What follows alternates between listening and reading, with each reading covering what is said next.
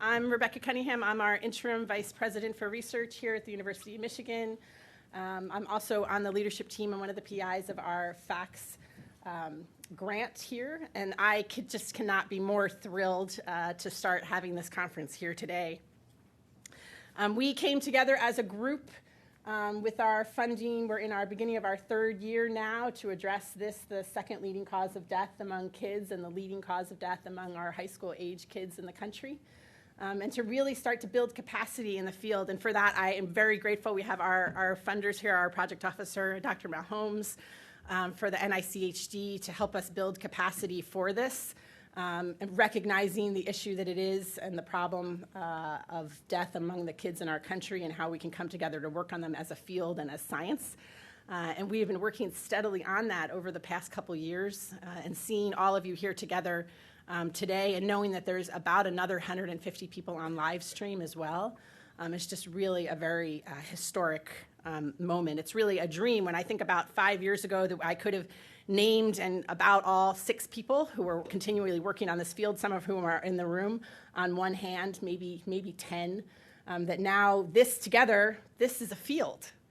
This is a field that's growing, and in the conversations we've been having over the past year, we're starting to think about the basic science again and the measurement of that in the way that we think about any other science with all of the politics aside. And we get to just think about how we measure the outcome variables and what's the significant outcomes and what we should be thinking about for study design, the same way we think about any other of our injury science problems. And to me, that is tremendous success. We worked really hard today to have this conference be really just a science conference. I very purposely did not have press or anyone else engaged. We really want to have a conference where we get to do the old-fashioned thing where we come together and as injury scientists together, talking about firearm injury prevention, working and mulling over the issues together and coming to solutions. We have many of our stakeholders in the room as well, thinking about a vast amount of perspectives and how we can work together on the problem. We have over 30 states represented. We have people from all over. I was delighted to see when we had posters, when we put a call out for posters, I thought we might get 20. The field is small. We have almost 50, and we have people from all over the country coming. So today will be a time of learning and networking together, a time to talk about firearm injury prevention science like any other science conference.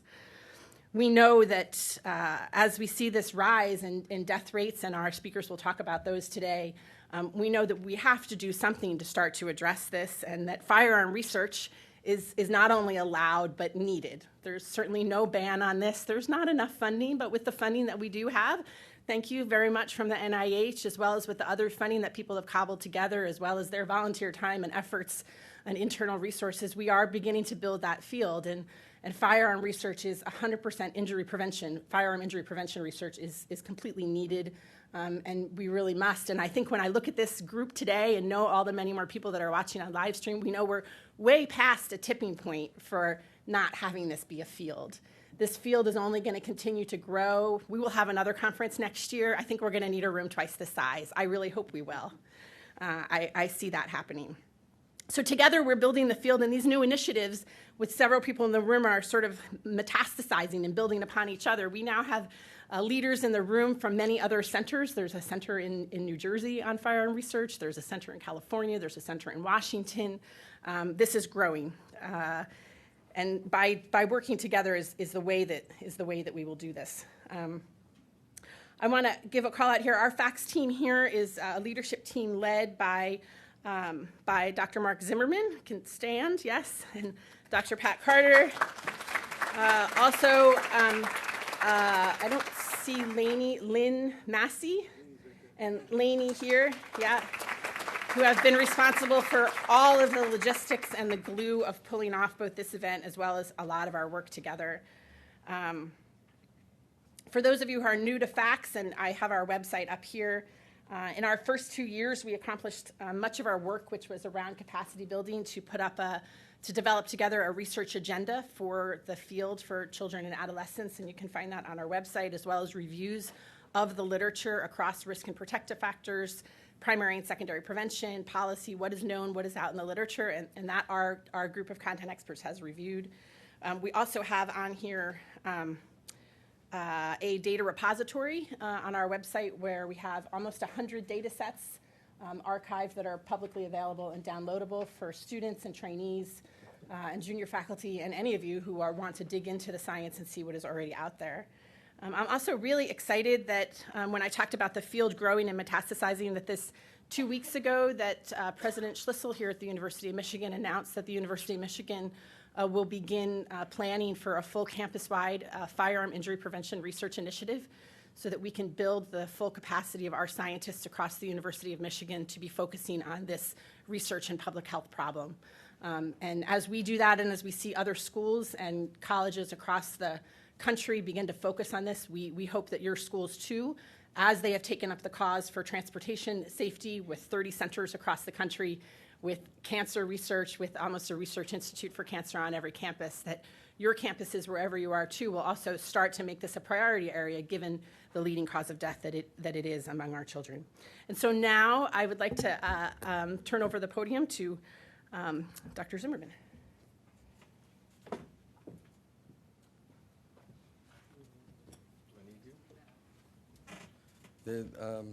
I have the toughest job, I think, today because I have to introduce my boss. You know, in academia, we don't call each other bosses or whatever, but you know how that works. But I don't see an iPad up here, so I can't knock that over. But it's my pleasure to introduce Dr. DuBois Bowman. He's the Dean of the School of Public Health here at the University of Michigan.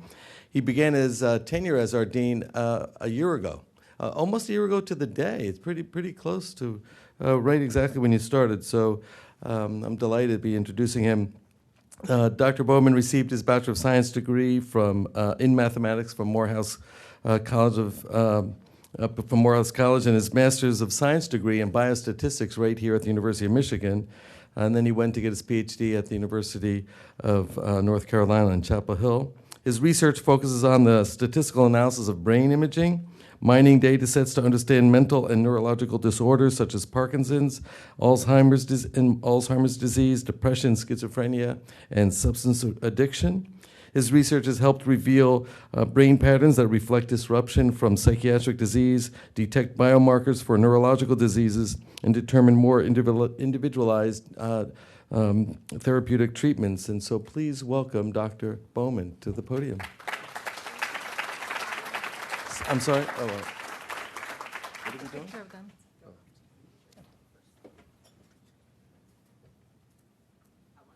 Second.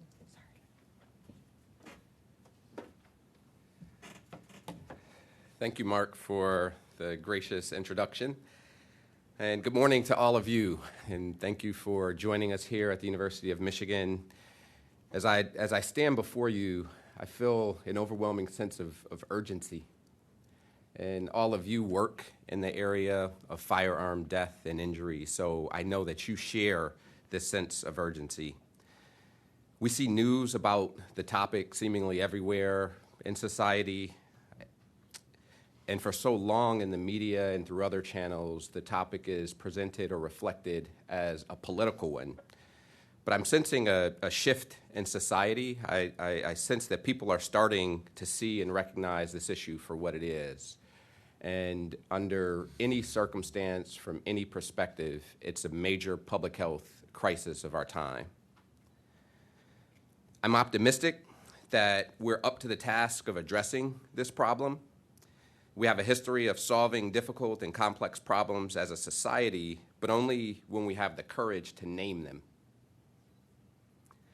I believe that a key to addressing complex public health issues lies in crossing lines.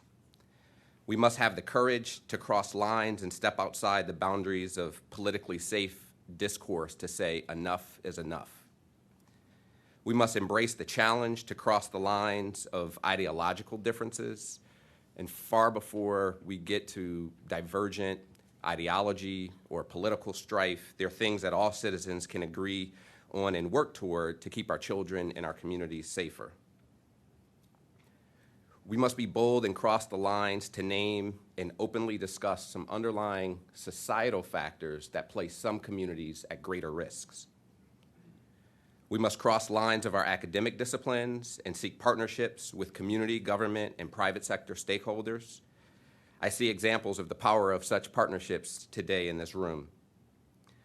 2 weeks ago, the Michigan School of Public Health hosted an interdisciplinary research workshop to start thinking about how faculty from across our 6 departments, together with faculty across campus, can cross disciplinary lines to deliver innovative solutions on the issue of gun safety. By way of analog, Dr. Cunningham mentioned at that workshop that 10 years ago, there were no more than 10 researchers on the University of Michigan campus who were focused on studying opioids. Today, there are more than 150 from different disciplines and areas of expertise. So similarly, it's critical that we pivot, use our relevant skills, methods, area of expertise to meet the demands of a complex issue like firearm safety.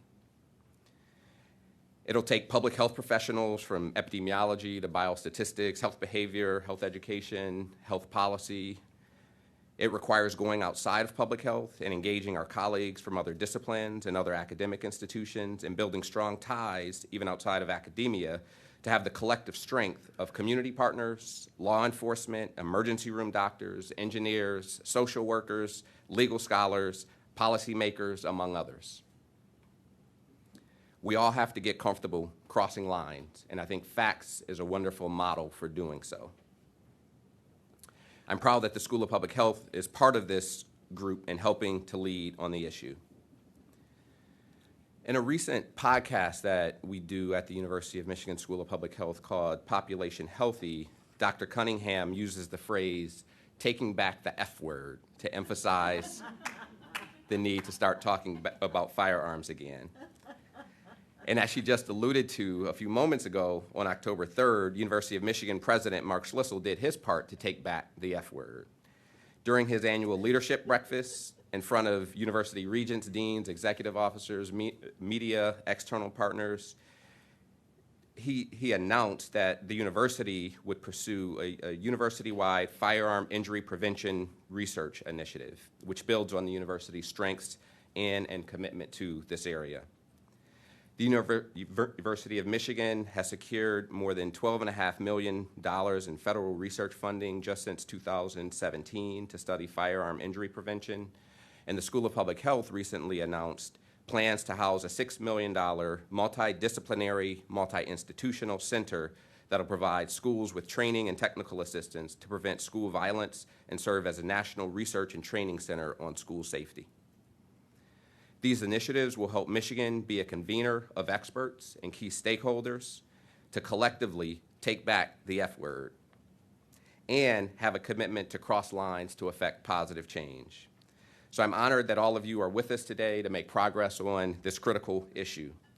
And I'd like to thank our keynote speaker, Dr. Deb Howry, Director of CDC's National Center for Injury Prevention and Control, and Dr. Valerie Maholmes, Chief of the Pediatric Trauma and Critical Illness Branch at the National Institute of Child Health and Human Development.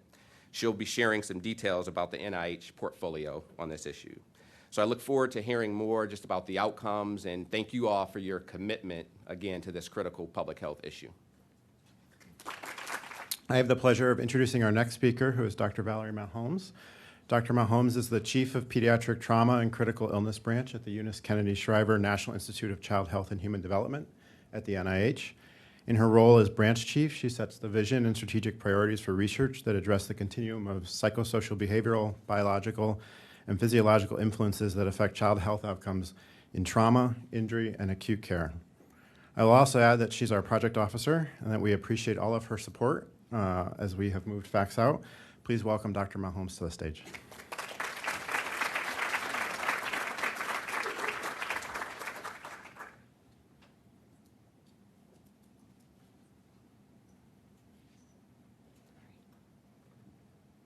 Good morning, everybody. Good morning. How's everything going? You awake? Good. Lots of tooting. All right. And so got it. So I'm really delighted to be here, and thank you for inviting me to participate And I'm really delighted to look out and to see familiar faces. And as I was commenting to someone earlier, I get lots of inquiries from the field, and I know all of your email addresses by heart. I have no idea who you are until you introduce yourself. So I'm just delighted to be here to put names and faces and email addresses and abstracts and specific aims together. Since my colleague talked in detail about the prevalence and incidence and the data around firearms and the research agenda, I'm going to talk more broadly about the funding picture, and maybe not so specifically about firearms, but the funding picture in general and the strategic plan that NICHD has recently put forward. Because, as your dean pointed out, we have to look at this and other compelling public health issues through the prism of multidisciplinarity. So this does not stand alone. The work that we're doing here does not sit in a silo on its own. But in order for us to make the kind of traction that Dr. Howery talked about and continue the work, for example, that colleagues at CDC are doing, we have to think about who we bring to the table, what are the other kinds of empirical questions that we need to address, and how we go about doing that. So I'm going to talk from the 30,000-foot level and bring in a little bit of a different perspective, and hopefully, if you haven't heard it before, you'll have some takeaways. And if you have heard it before, just smile nicely and nod. Okay, let's see. So I just want to point out, for those of you that may not be familiar with the NIH, this is what the NIH is, and this is what it stands for. And I want to underscore the mission of the NIH to facilitate and to move toward medical discovery and scientific leadership.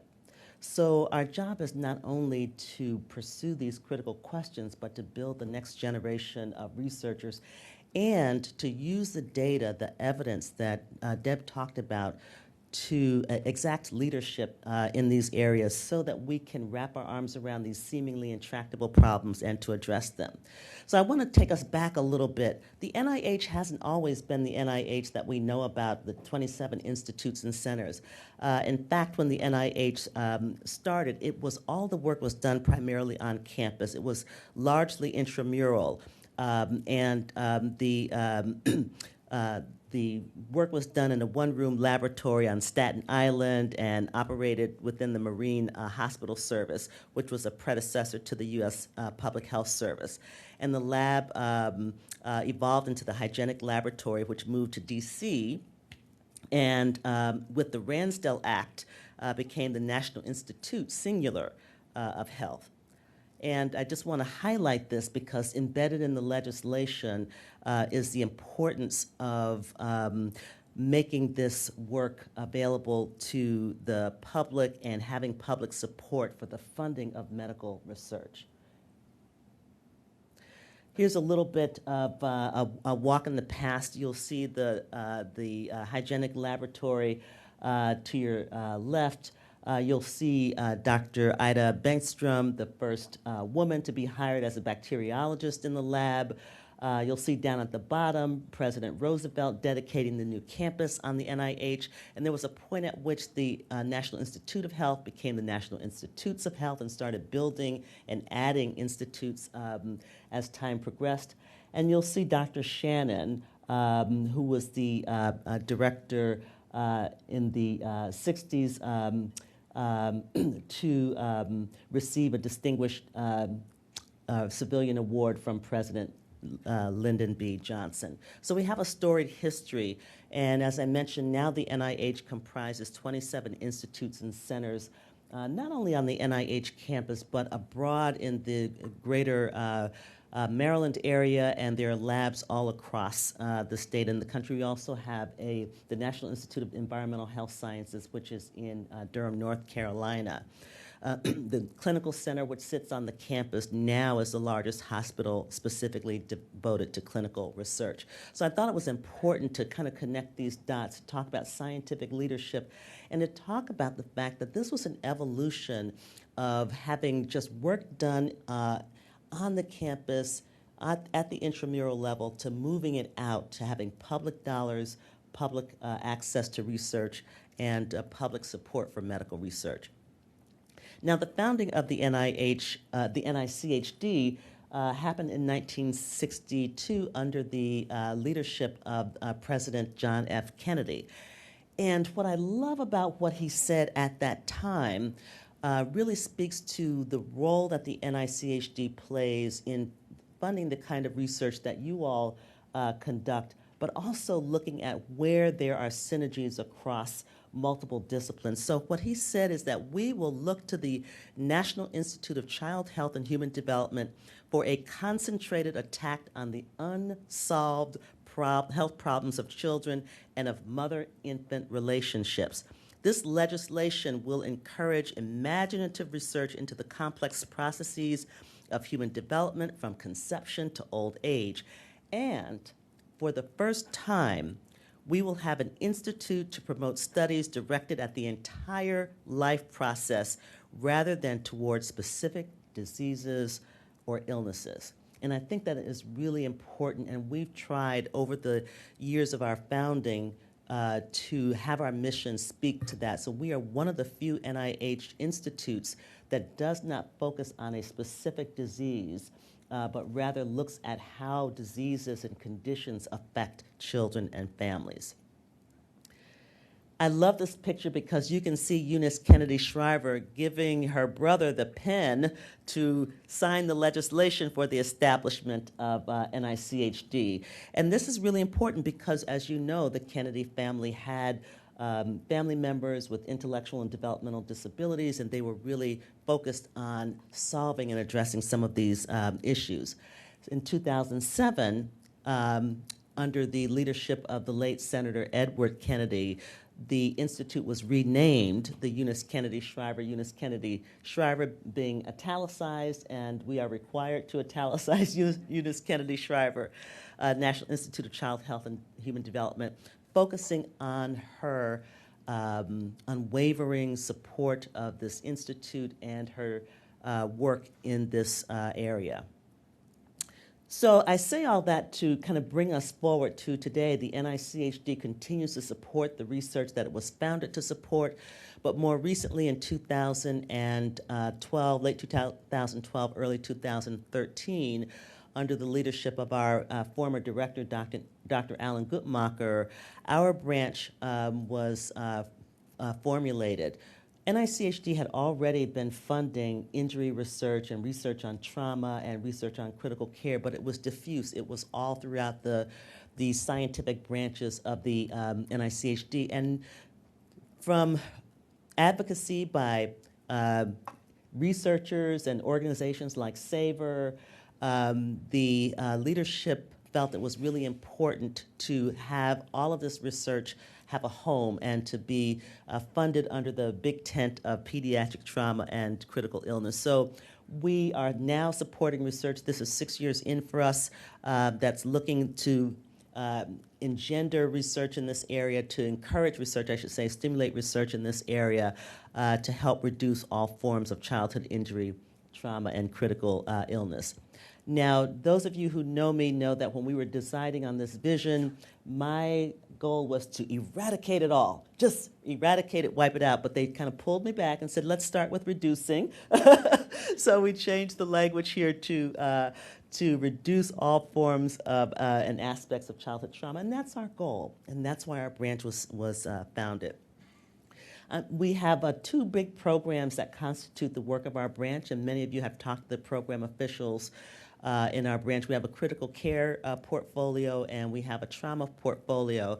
Trauma portfolio has two distinctive programs, one that focuses on psychological and traumatic stress, child maltreatment and violence, and another that focuses on injury prevention, emergency care, and trauma. And you can see some of the goals and priorities here. of our trauma portfolio in particular. I'll just hone in on that.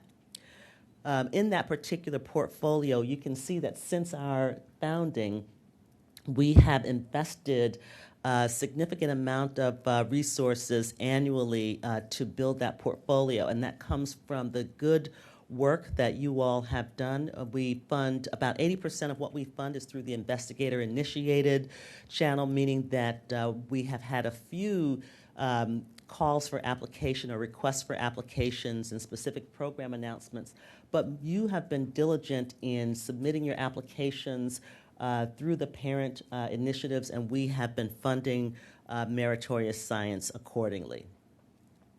You can see the funding mechanisms that dominate this particular portfolio. Not surprisingly, the RO3s, R21s, and RO1s are the mechanisms that are funded most frequently. But I also want to call your attention to some of the other initiatives that other mechanisms that you might not be so familiar with, like the R24, which supports this research, the P50, which is a center grant initiative. We just launched that initiative to fund child maltreatment centers, and hopefully we will be spreading those across the country. The SC2 is a SCORE grant that NIGMS, the National Institute of General Medical Sciences, leads, and that we co-sponsored that research. And you can see the training grants. The R13 is a conference grant. The R25, which I would call your attention to, is an education grant. And there are several researchers who focus on, again, child abuse and neglect research who are leading and focusing on training in those areas. This is one way to look at the topics in our portfolio that are have been funded.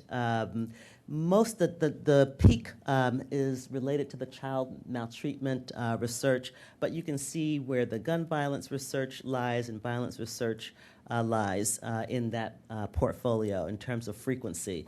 This is another way to look at it with a word cloud, and you can see child abuse and neglect research is clearly central in this. And I would say that we already had a robust child abuse and neglect portfolio. When I moved from our child development and behavior branch to establish the new pediatric trauma branch, some of those projects followed me to the new branch. So we already had a robust portfolio in that regard. But you can see where the injury and the emergency care research are really clustering around the center there, suggesting that this is one of the largest growing programs in our portfolio of research. And we're looking forward to having you continue to submit meritorious research on this topic. The R24 announcement was the first program announcement or funding opportunity that we put forward on the auspices of the new branch. And there was, this has had a number of lives, and you might recall that we have had a challenge in getting this out and having people understand what this mechanism is, why we were using it, and what the purpose of the R24 was and how it was different from the RO1. And one of the things that was really important to us is that we wanted to use a mechanism that would allow us to develop research resources that had utility beyond the work of the individual investigator, that would kind of build the evidentiary base, build the resources, build common language so that people could work together across disciplines to address and to answer these questions. So we funded Dr. Craig Newgard's work on the value of pediatric readiness in emergency care. Of course, Dr. Cunningham's work, which brings all of you here together. We funded Dr. Heather Keenan's work at the University of Utah, and she is looking at modules to manage medical stress, which certainly would be related very much to what you're doing. And Dr. Elizabeth Letourneau at Hopkins, who's looking at changing the paradigm and having us to have a common language as we understand child sexual abuse.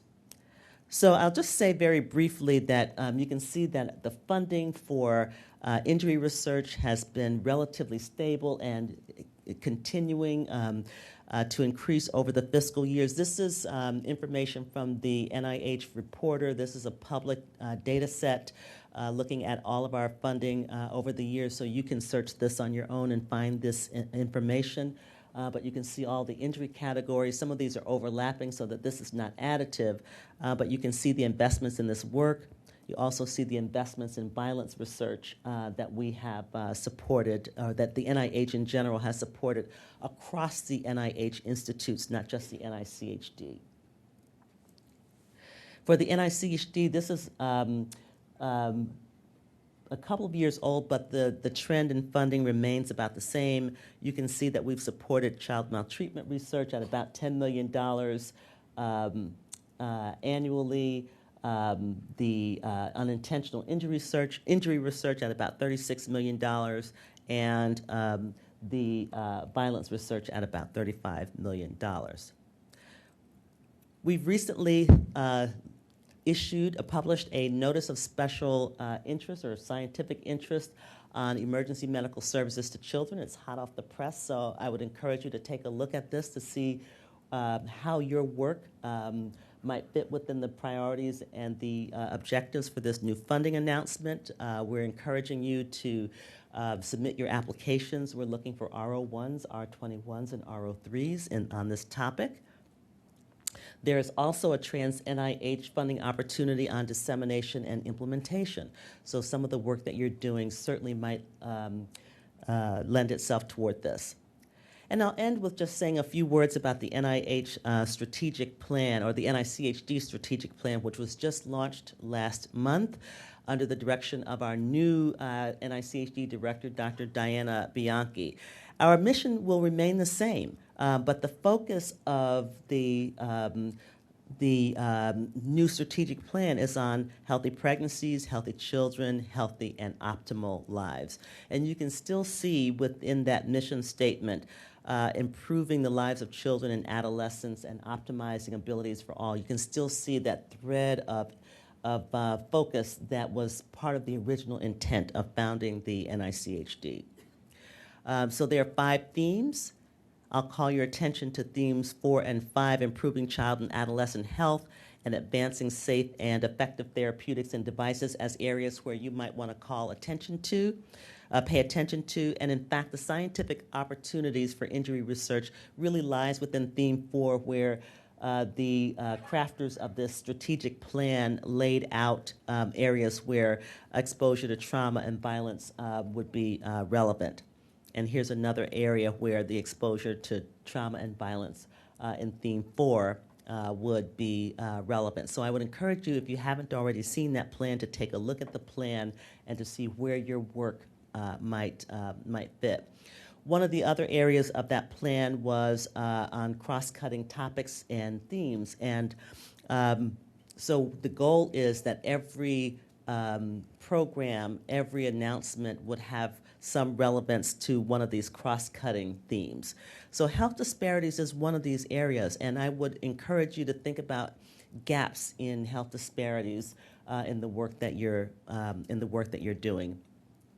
One of the things that we did in preparing for this strategic plan was to look at some of the highest risks areas and activities by race and ethnicity, and you can see that spinal cord injury by firearms is a disparity area for non-Hispanic blacks. Intimate partner violence is a disparity area in American Indian and Alaska Native populations, and you can see other disparity areas throughout. I just wanted to call your attention to those. And I would encourage you, as you're doing your work and thinking about the critical questions that you want to ask, to look at those areas where you might be focused on those cross-cutting themes. We often encourage, our goal, as I mentioned at the outset, is to fund not only the next generation of research, but the next generation of researchers. So we want you to be well poised to ask your questions, to submit applications, competitive applications, to do meritorious science.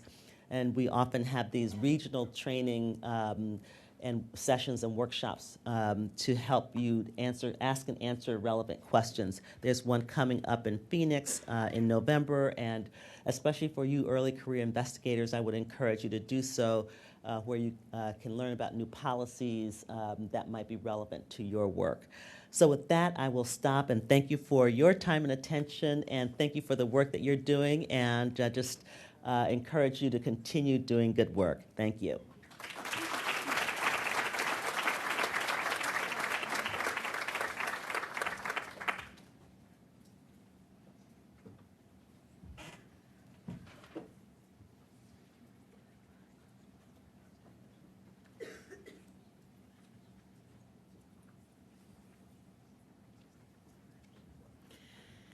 Great. So thank you so much to our lead speakers here for your time this morning and energy. And I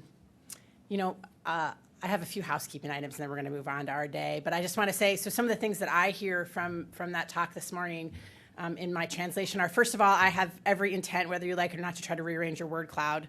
So I'll just say that clearly. We'll work on that together as a group here. The other part is I hope you're hearing really clearly that investigator-initiated science is being accepted.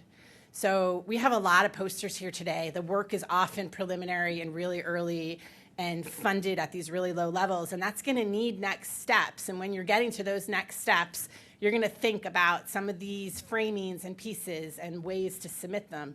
And the NIH is open for investigator-initiated science. And together, as we put those in, our peers will review those, and they will review them for science, and then they will move on. And that is the only way that we will continue to build the field.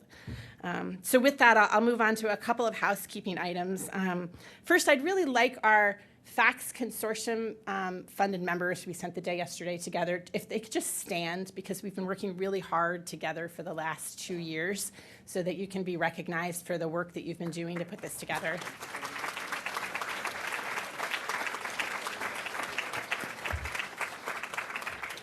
Thank you. I want to recognize that many of their time and efforts are completely not funded or vastly underfunded, and only through their daily passion and work and bringing in the others in their shop have we gotten this far together. So I want you to look today as we move forward through the day. There's posters up to go and have good conversations about those. I mentioned we have 48 abstracts from 12 states, including the District of Columbia and the United Kingdom. I was really delighted when we got science in to see that I didn't know many of the people who were doing the work, which really speaks to me, the way the field is expanding. We were also able to award some travel awards, because part of our work here as part of our R24 is really to build a pipeline and a capacity as well, and to encourage early career researchers and students. And so with that, we were able to fund some students to travel to today's conference. And I think if we do the old take on the saying, if you look to your right and you look to your left, I would say this is your field. And this field is going to be bigger in the future. And the students and the young people and the earlier career folks who are here, I encourage you really to talk to. You have some of the brightest minds in the field here today with a wide variety of perspectives. And this is a really amazing opportunity to interact.